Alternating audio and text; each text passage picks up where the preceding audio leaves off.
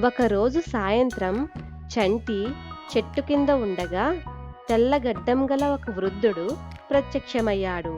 అతని చేతిలో మెరిసే బంగారు గడియారం ఉంది. వృద్ధుడు ఇలా అన్నాడు: చంటి, ఇది ఒక మాంత్రిక గడియారం. నువ్వు పనులు వాయిదా వేసే కొద్దీ ఈ గడియారం చాలా వేగంగా పరిగెడుతుంది. ప్రతి నిమిషం వేగంగా నీ జీవితంలోంచి పోతుంది. చంటి నవ్వుతూ అన్నాడు: నిమిషాలా? నాకు చాలా సమయం ఉంది అని నవ్వుకున్నాడు. వృద్ధుడు చంటి చేతిలో గడియారం పెట్టి మాయమైపోయాడు. తరువాతి రోజు నుంచి ఆశ్చర్యకరమైన విషయాలు జరగడం ప్రారంభమయ్యాయి.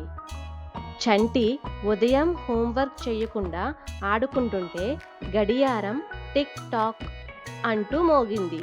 ఒక్కసారిగా సూర్యుడు పైకి ఎగబాకాడు. మధ్యాహ్నం అయిపోయింది.